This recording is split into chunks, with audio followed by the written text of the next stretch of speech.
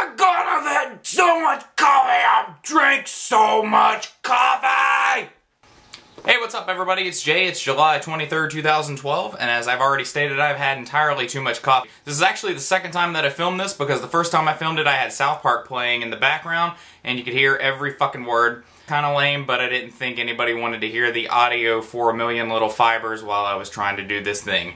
Just wanted to thank everybody that went and watched the first show on YouTube and all that good stuff. Because, yeah, I was really apprehensive and scared that everybody was going to be like, fuck you, you suck at life, kill yourself.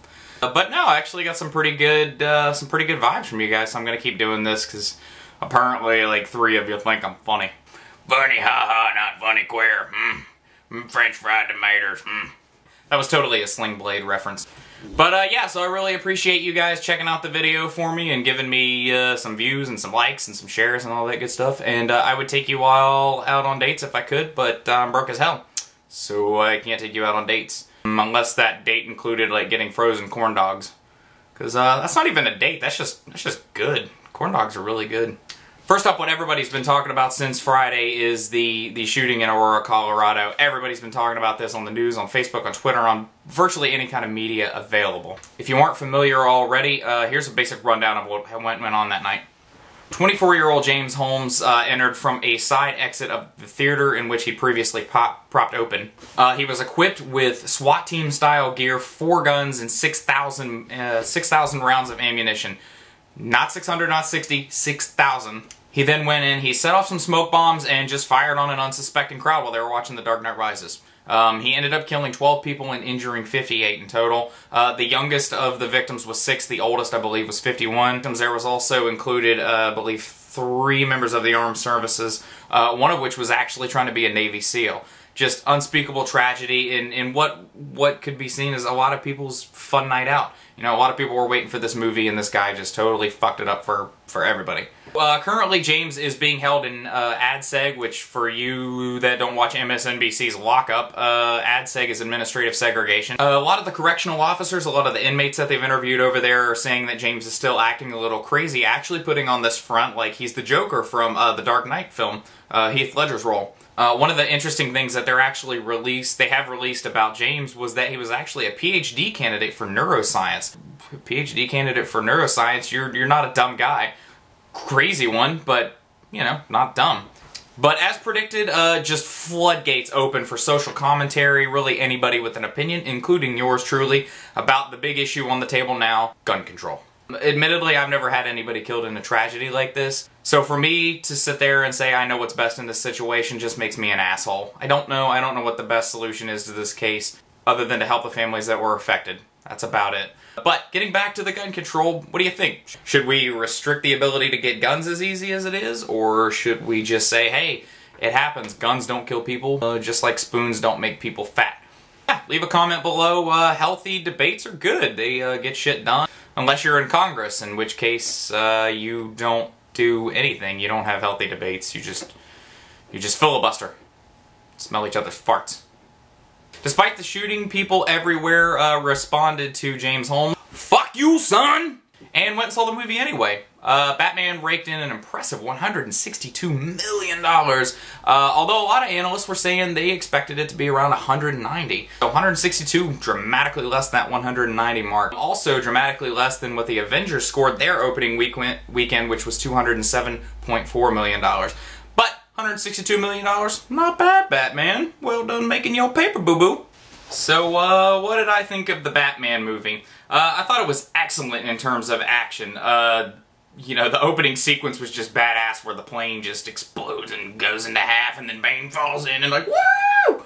Side note, Mayor Carcetti from the HBO program The Wire was actually featured in the opening scene, which for any Baltimorean, that equals badass motherfucker! The movie only got better because a very broken down Batman, he just gets up and he's like, fuck you, injuries, I'm just gonna kick your ass! He starts beating everybody's ass, but then Bane's like, fuck you! And then he's broken again, and And then it only got better from there. And then from there, Anne Hathaway, she's so hot, and Bane, he's just a total badass, and he's like, I'm digging under the city, making shit blow up, and fuck you, Pittsburgh Steelers, but you're not Pittsburgh Steelers, because you're not Pittsburgh. And then there was a pretty sweet ending there at the end. There was this great twist ending. It was like the M. Night Shyamalan, ooh, a twist. But I'm not going to spoil the ending, because some of you probably haven't seen it. So did I like the movie? No. Oh my god, I loved it! It was so great! It's the best movie of 2012! I'm actually gonna go see it again in a couple of hours. Batman!